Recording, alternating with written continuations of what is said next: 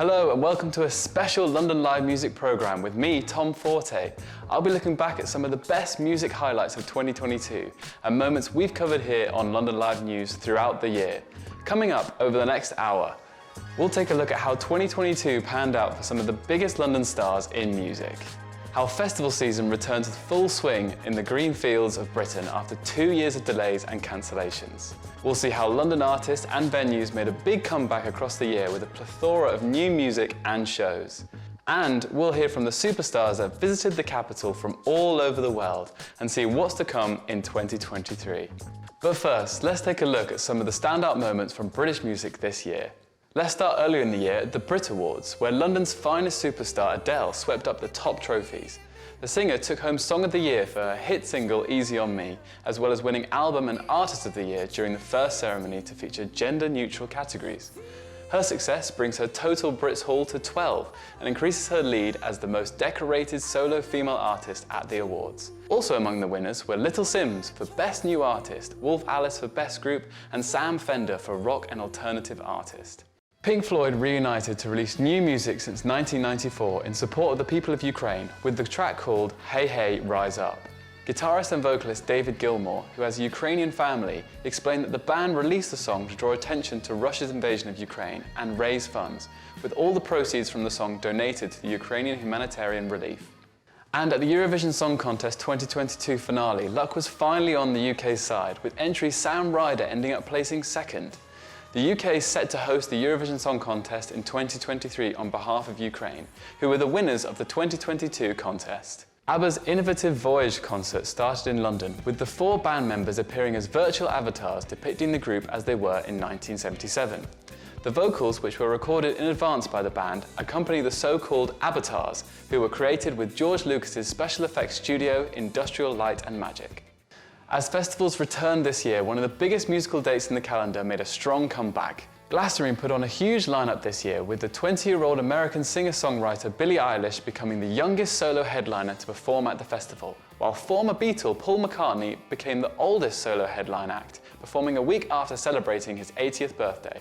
We'll have more on that later.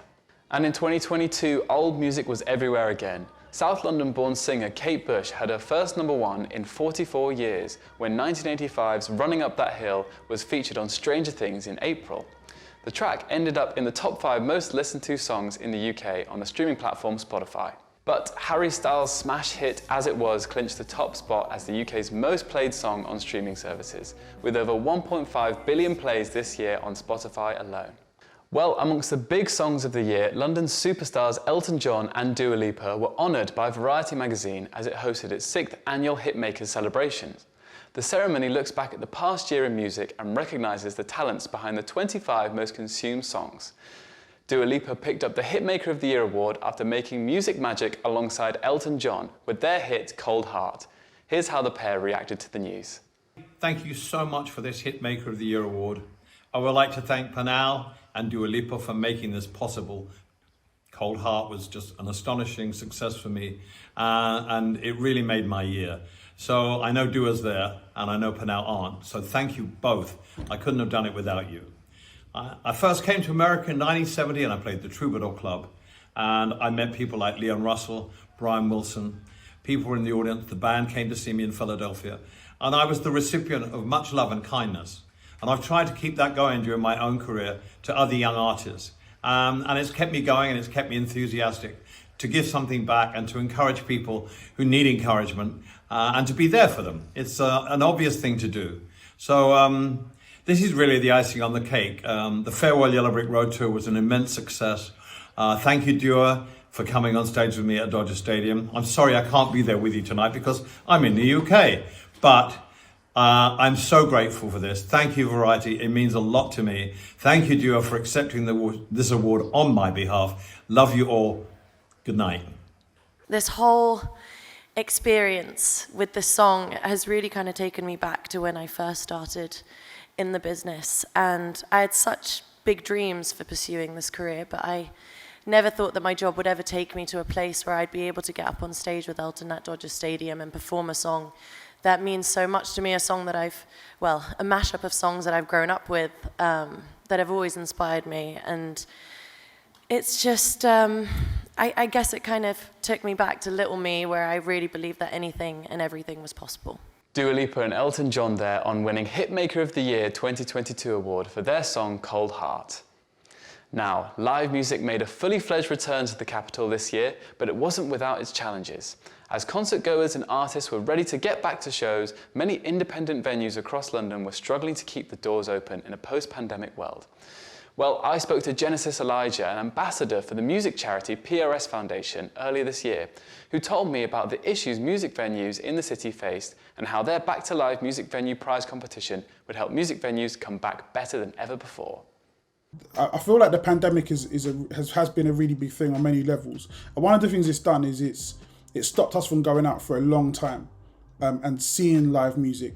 And it's given us a real appreciation for live music and wanting to go to these events, and not just the big events where you got to watch the acts on the screen, but the events where you can get up close to the artist and see them face to face. I think the main, it's like almost every other business, it's really just struggling to keep the doors open through your cash flow. Like, how do you get people to continue to come to your venues? How do you get the financial support to continue to put on events and performances? So, like every other business that's been hit with this kind of rise in cost of living, music venues are being hit in a very similar way. I don't think we always recognise how important music and live music is, especially at a grassroots level, to the economy.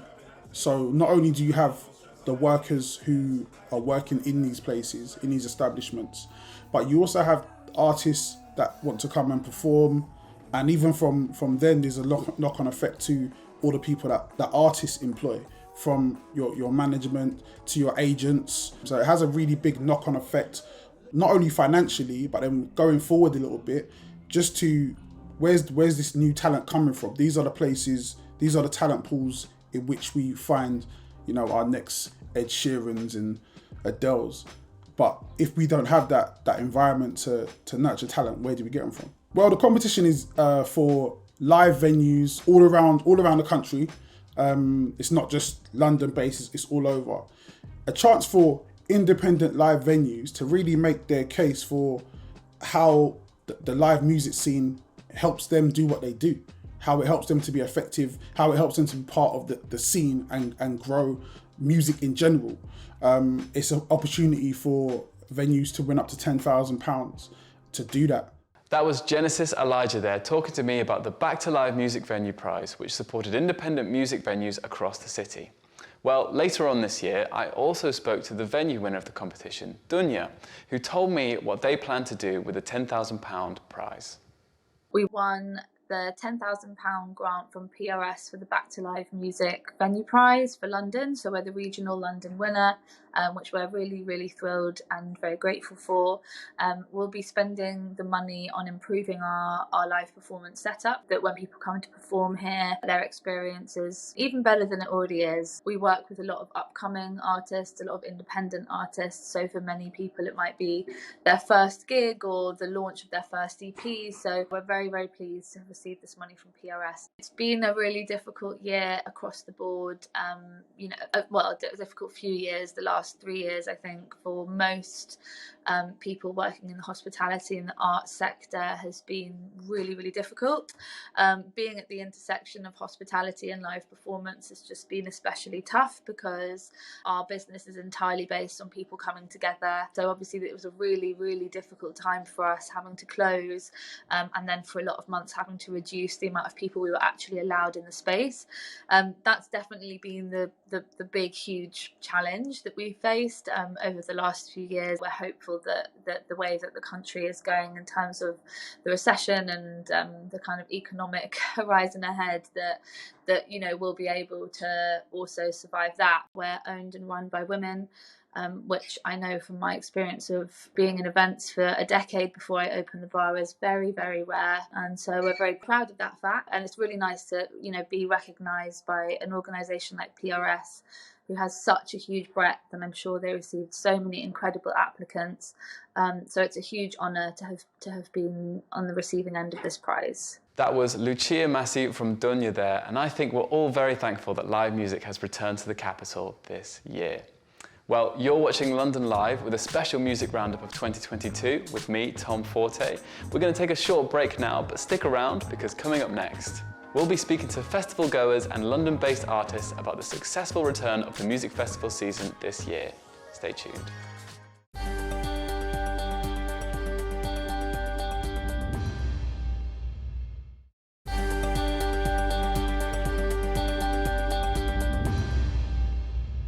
Welcome back to this special London Live programme looking at the best of music in 2022. Now, festival season returned in full after 2 fallen years, with some of the biggest names in music headlining festivals around the country. One of the summer highlights was of course Glastonbury, which threw open its doors to hundreds of thousands of festival goers, as this year's lineup made history, with Billie Eilish and Paul McCartney both the youngest and oldest solo headliners to perform at the festival respectively. Fair to say then that Londoners were very excited to return to Worthy Farm this year, and we managed to catch up with some of them on the festival grounds.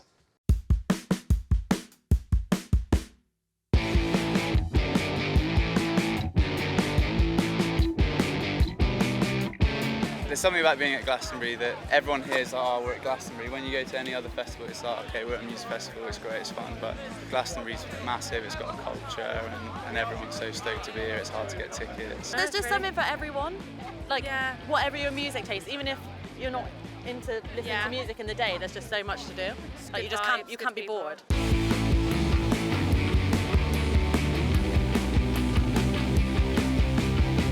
7 years has just been our thing. Like, me and my wife came first, and then we brought a few friends along, brought a few more, and now there's sort of like 12 of us come and camp together, and it genuinely is just the best place on earth. It really is. It's like everyone's in the best mood, everyone wants to chat, everyone wants to be a mate, and you just don't get that anywhere else. It's just incredible. We've been waiting for so long, haven't we? Because the last one was Chloe's first one, so we were all pumped for like next year. Because it was 3 years ago, I don't really remember that much of it now, so I kind of still feel like this is going to be another new first. experience. Yeah, it's another first, isn't it? Yeah, I guess. Well, and it's the 50th as well, isn't it? So being a Scouser, Paul McCartney's here. That's a good shout. So it's probably just seen one of the most legendary performances ever. Like, you know, this is my first time at Glastonbury. I've never been before. I'm a huge Beatles fan. I'm a huge Bruce Springsteen fan. I'm a huge Foo Fighters fan. I got everything I wanted tonight. You know, you dream of coming in, you have no idea what to expect, and then all the emotions run through you. It's just incredible, amazing.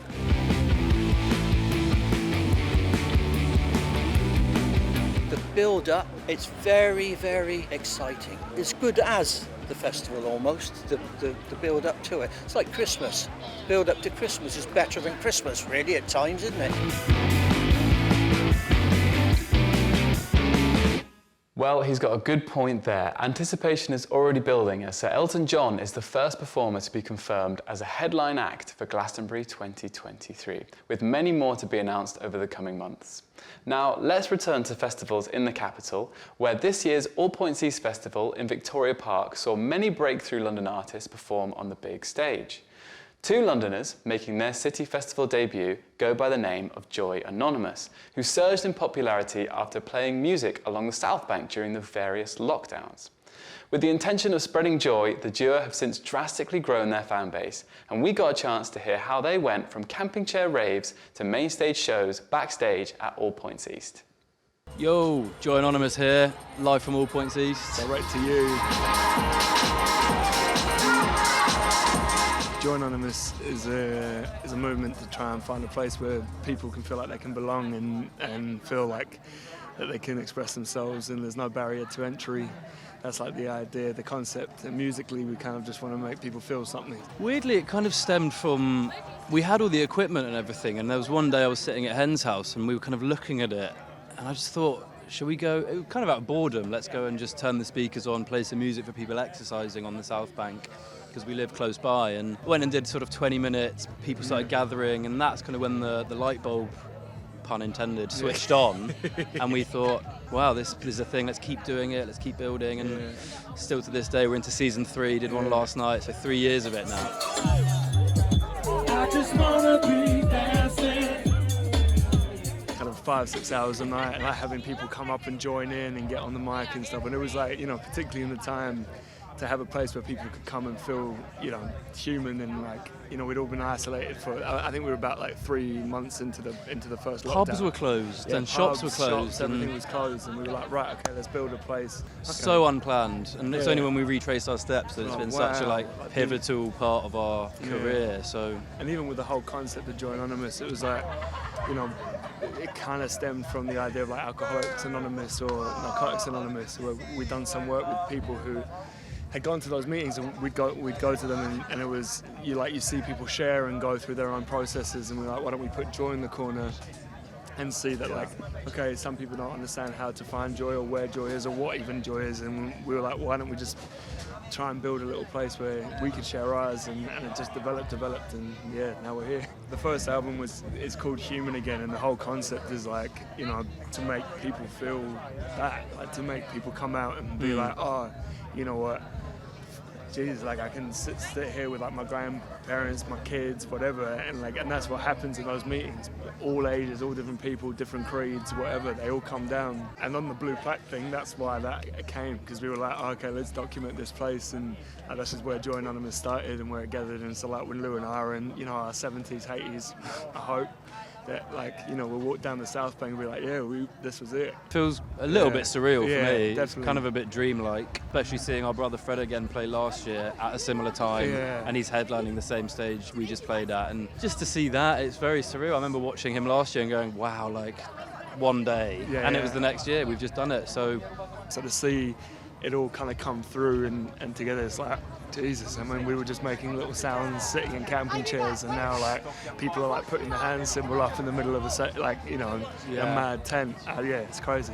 We're building into the next album, and yeah, I don't know. The idea for the next record is kind of like Human Again was a bit of a flagpole of saying that was a documentation of the time, and this is kind of the sounds of the tunes that we were playing down there. These are like the more knocky ones, the ones more that influences. it's all just a bit insane, the whole thing. Like we're all just friends making music, and now suddenly there's people singing random samples, and we're like, wow, it's a surreal experience. I feel like a lot of the time people talk themselves out of starting something, out of fear or out of hesitance, of rejection maybe. And I even said to Hen on the way here, like, if you retrace our steps, the amount of stuff that's happened from random stuff, like, oh, let's just go and play in this pub, and then the guy that was in that pub booked us for a festival, and you know what I mean? So my advice would be like, just be active, do stuff, go and play on a Tuesday night to no one. Even if it seems ridiculous, do it. Because even if it seems doing like pointless. Loads of things knock on. Like we've done so many random gigs and like ended up in ridiculous places. Well, just even South Bank, we only did 20 minutes, and now we're still doing it 3 years later. Don't talk yourself out of like starting. Yeah, that's it. But no one ever said that to me. We literally, our whole origin came from people just coming and singing their own troubles and what they've been going through. So if we can continue that, and by the end of our days be like, sick, there's a bunch of people who now call themselves Joy Anonymous, well then that's phenomenal. And just to inspire people just to interact and treat other humans around them in a lovely way, because we need to, it's important.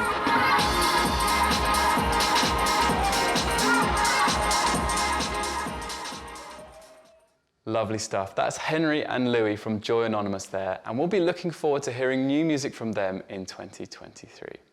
Another London-based artist opening the main stage at All Points East this year was singer-songwriter Lola Young, who was the voice of last year's John Lewis Christmas advert. Having studied at the infamous Brit School, the South Londoner was also shortlisted for this year's prestigious Brits Rising Star Award. Well, we managed to catch her backstage at the festival to find out what it's like performing to a London crowd. Hi, I'm Lola Young, coming at you direct from All Points East.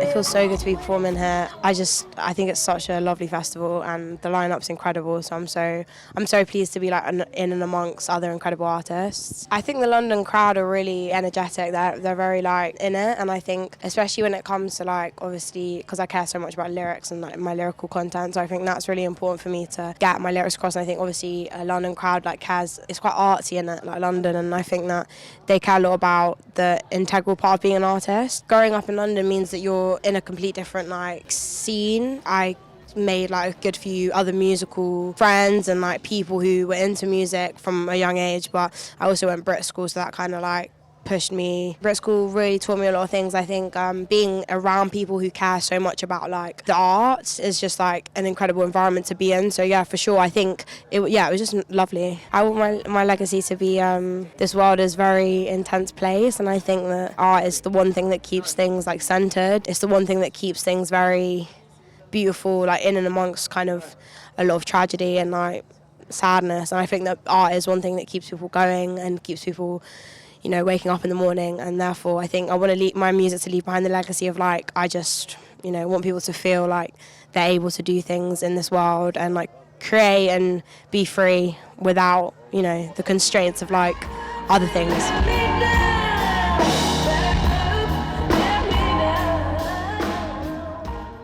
Well, you can catch Lola Young in concert in the capital in March next year on her European tour. You're watching a special music roundup of 2022 here on London Live. We're going to take a short break now, but coming up, we'll be looking at some of the standout gigs around the capital from across the year and hearing from London-based artist Madeni. Stay tuned to find out.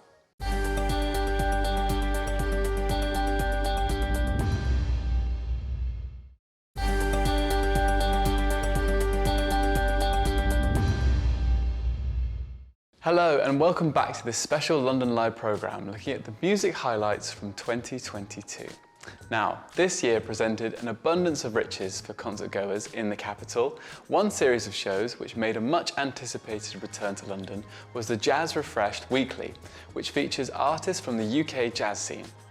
Well, the weekly shows have been a key space for showcasing emerging jazz stars, including Ezra Collective, Richard Spaven and Nubia Garcia. Well, earlier this year, we spoke to one of the first to perform in the series, artist Dominic Canning, and label director Adam Moses, about what it means to bring live jazz back to the city.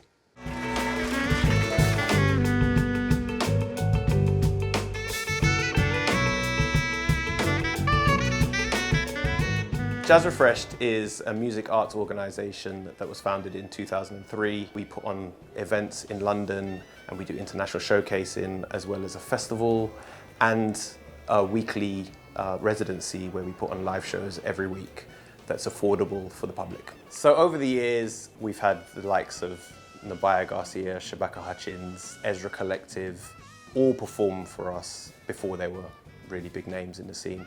But also we've had just about every band that's come through the UK scene has played for us in one way or another. We're here tonight at 91 Living Room in Brick Lane, which is the new venue for our weekly series, and tonight we have Doom Cannon performing. So Dominic Canning, or Dominic Doom Canning, or whatever you want to call it. I am a multi-instrumentalist, composer, arranger, artist. I write music, I arrange scores, and I do things music related, yeah. So Doom Cannon came about because after so many years of playing for other people and in various bands, I was like, it was great, but I kind of wanted to talk my own truth, you know, say what I had to say. And then during lockdown, I had the time to really sit with years of music. And then I was like, actually, let me compile this and let me, you know, figure it out. And then here we have Renaissance, which is the album name.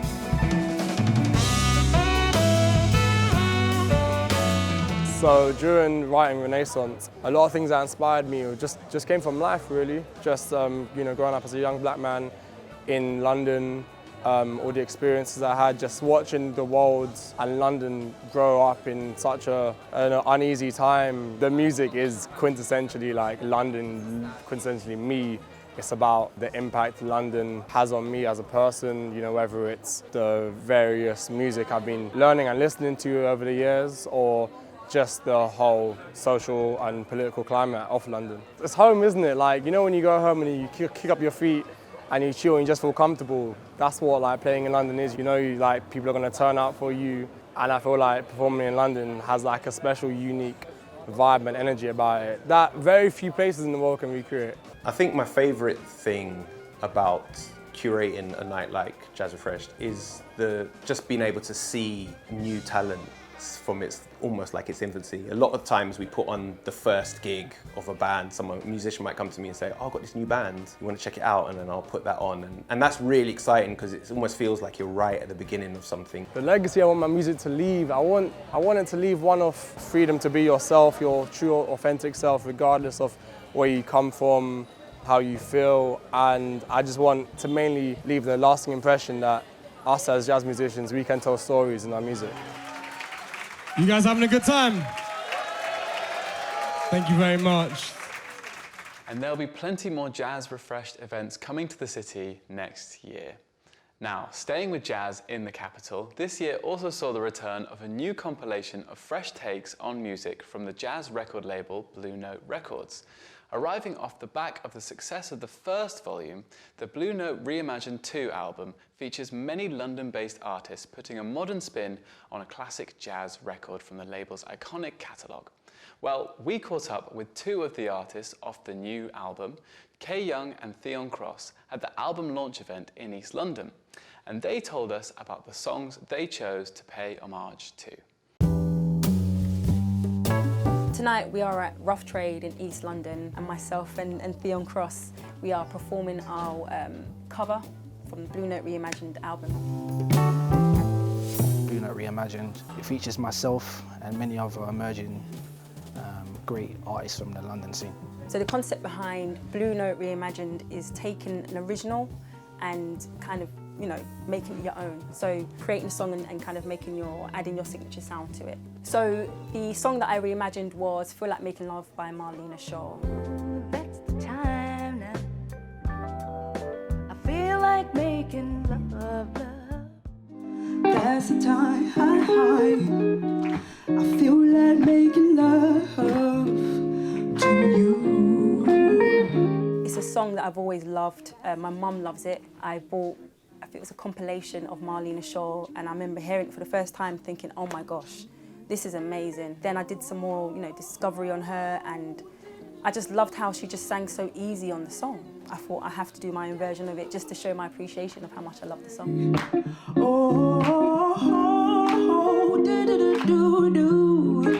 When I was asked to be a part of this project, I really had a difficult time thinking about who to choose, and eventually I came around to Thelonious Monk because I've always loved his compositions. I love how much of an individual he is. The song I chose to cover is Epistrophe by Thelonious Monk.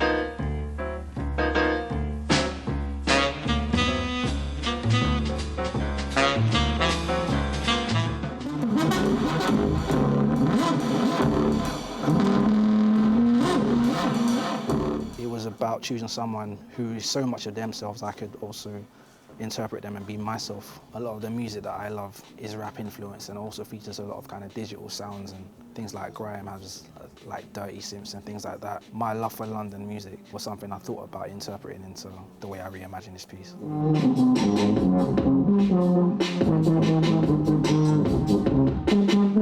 To be a part of Blue Note Reimagined album is an absolute honour. Kay Young from South London, covering one of the biggest songs from one of the biggest legendary labels, it's humbling. It feels great to be asked to reimagine this piece. I'm glad Blue Note trusted me. One piece of musical advice I've never forgotten. Funny enough, I've forgotten who said it. I think many musicians have said it, but take care of the music and the music will take care of you. Study the people that have come before you. That for me is part of taking care of the music. With that respect, good things will come to you. I think the only thing I've done is kind of remain, true to myself and to be honest. And I think those are the three things that have got me to where I am today. I'm still learning, to me, even being here is a shock. So I just feel like just be true, be honest, and trust your sound. Thank you.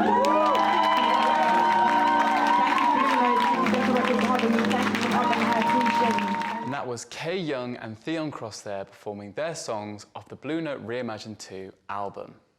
Now, let's move on to our Artist Spotlight, where we highlight an up-and-coming musician in the city.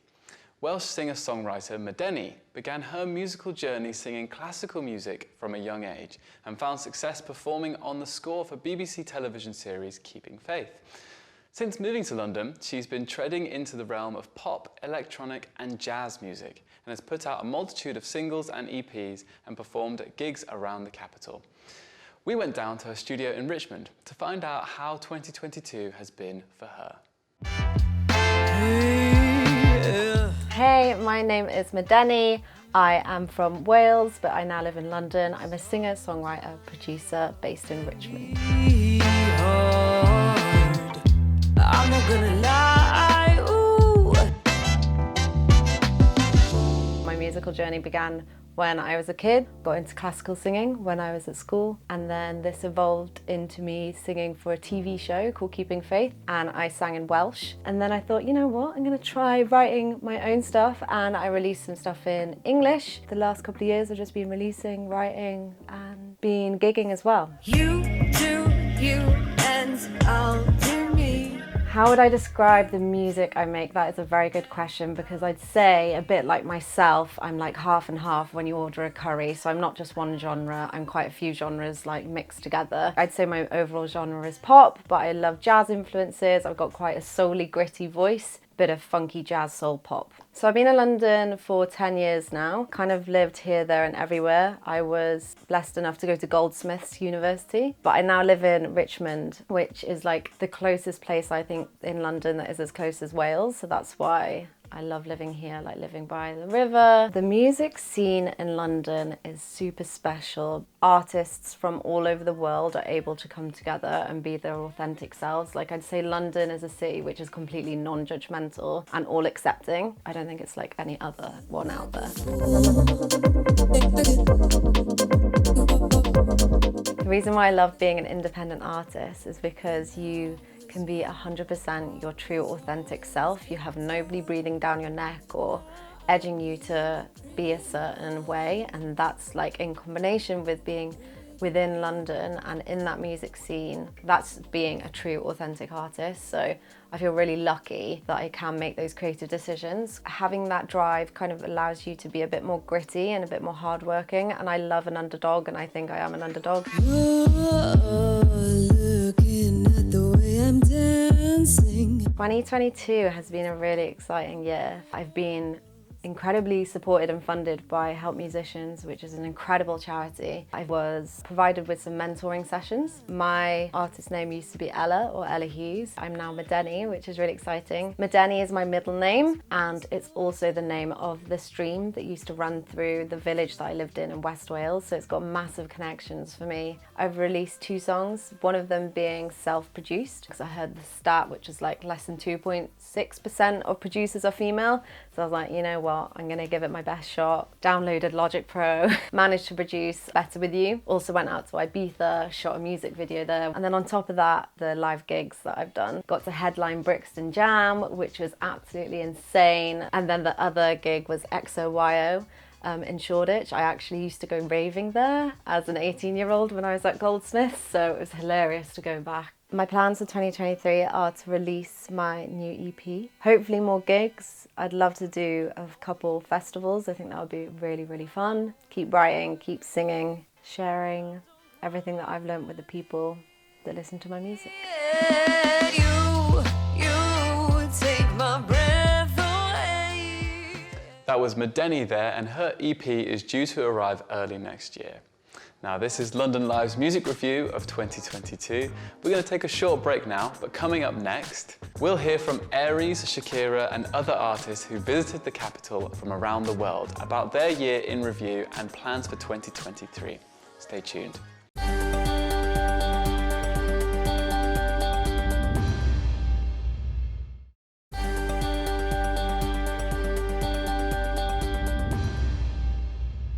Hello and welcome back to the final part of our special London Live programme, looking at the music highlights of 2022 with me, Tom Forte. Now, London's music scene attracts many musicians from all corners of the globe to come and perform.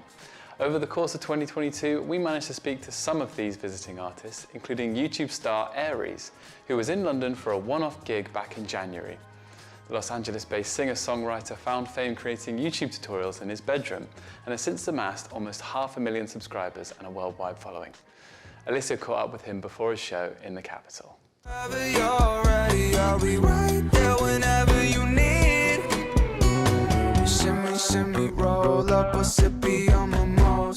I started out doing kind of like beat tutorials or like production style videos. And I kind of used that. I was using like other big artist names to like get clout, you know. That I'm putting it in a really bad way, but yeah. Obviously, I would showcase like my producing skill, but low key, I would like, you know, throw my own music in there, and then like my followers, as I was gaining more and more, they would start to see like, oh, like he's got his own music and it's pretty cool. And yeah, I played the long game, and my master plan worked, because now they don't really care as much for like the production stuff. So I've just been doing my own music. You say you played the long game, but I mean, starting YouTube when you did, it was a hard time to tap into the market, really. There were already really well-established YouTubers out there. What do you think it is that you did differently that meant that you were able to build up this following? I would make YouTube videos like this. I would take my smile off, because I'm a real smiley guy. No smile. I'd look into the camera like this, and I'd say, welcome. And then people were like, why is he so deadpan? And like that would drive up the comments, and I noticed that. And it's funny because it started out like not intentional. I was just so awkward talking to a camera in my bedroom. Like it was just weird to me. So, and then I started saying like, oh, this is kind of like a point of conversation, and this is driving up engagement. I'm sure that helps out the algorithm, or I don't know. I was like 18 at that time, so I was just like, maybe this works. Yeah, I mean, there's so much to it, isn't there, with YouTube? What's it like having fans that feel so connected to you as, you know, people on YouTube do? It's kind of different, isn't it, to a regular musician's fan base, perhaps? Yeah, for sure. I mean, I haven't like, I feel like I haven't even scratched the surface with my music yet. And some people have been, you know, messing with me for almost 5 years now, which is crazy. Yeah, I think like people could see my roots, basically. It's all out there on YouTube, so I feel like that definitely helps people connect more with what I'm doing. Making YouTube videos can be quite an isolating experience. You don't really need lots of people around you. But going out to do a gig in front of thousands of people is obviously a completely different experience. How do you find the buzz of doing that compared to speaking to the camera? Oh man, those are like two worlds that I've just like compartmentalized in my brain. I've always wanted to perform ever since I was a little kid. Just it's like been my dream. It's almost like everything in between. Like I didn't think I would end up like even producing music. I just like when I was a kid, I was just like, oh, I wanna be on stage. Like that looks really fun.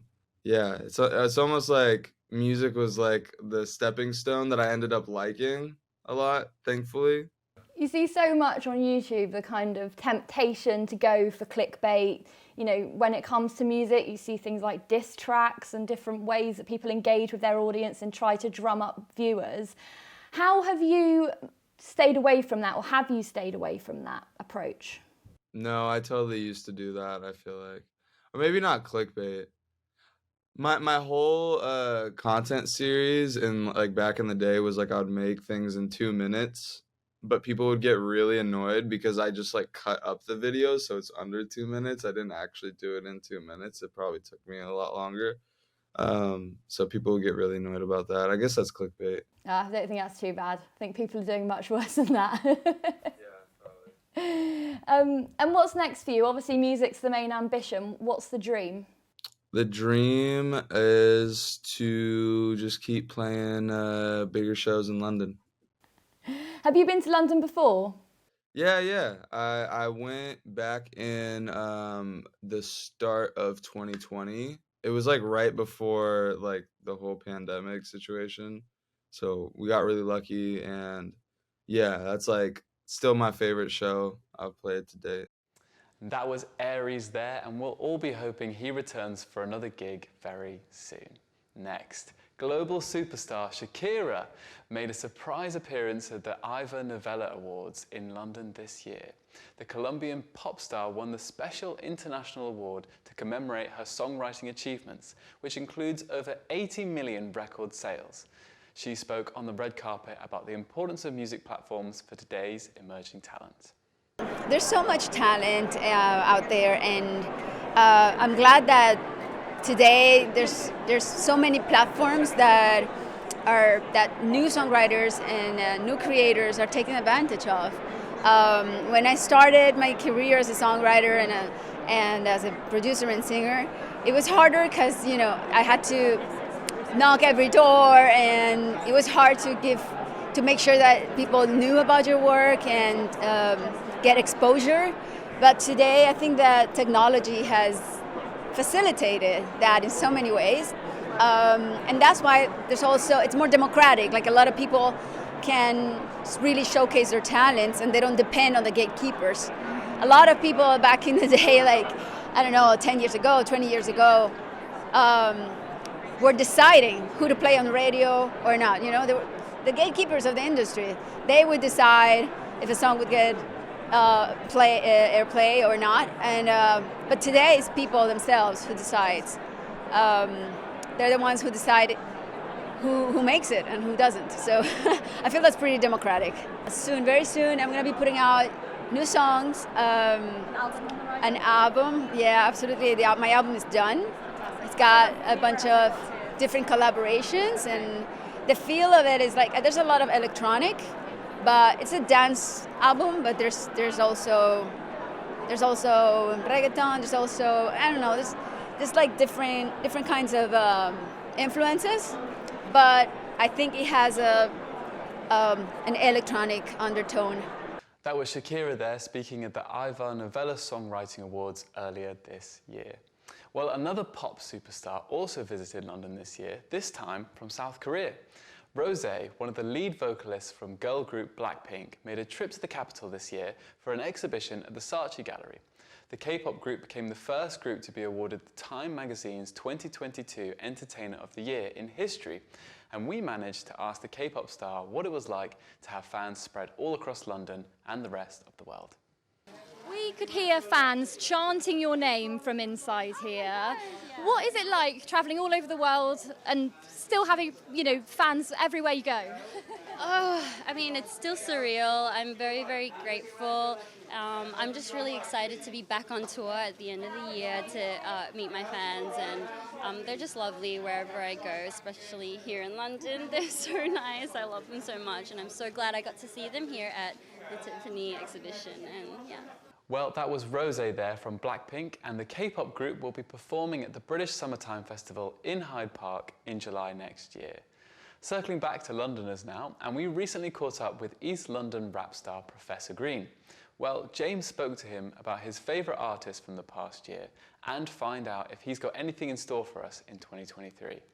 In terms of the last year, who would be your favourite sort of breakthrough artists, particularly in London, particularly in your sort of genre? If there are any artists in London that you might have seen in the last sort of 12 months, couple of years that are really sort of taking on the world?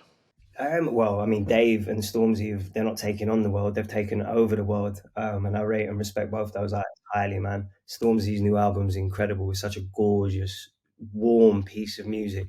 Really well thought out and really just incredibly thoughtful and so warm. Stormzy's new album's incredible. Stormzy and Dave, no one can really contest, I don't think. They're running things. And finally to you, 2023, exciting year ahead?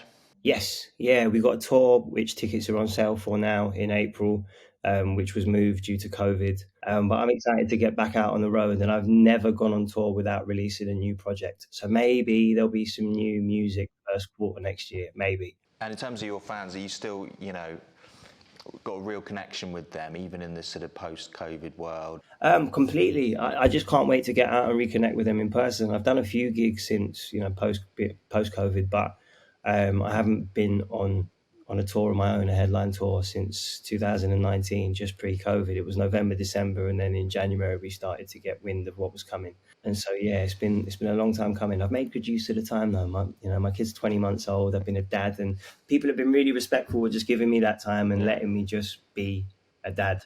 But it's time to get back to work now. It most certainly is, Professor Green. Well, we look forward to what he has in store for us next year. Well, I'm afraid that's all we've got time for on today's special programme, looking back at the best of music from 2022. Remember, you can check us out on social media with the handle @LondonLive.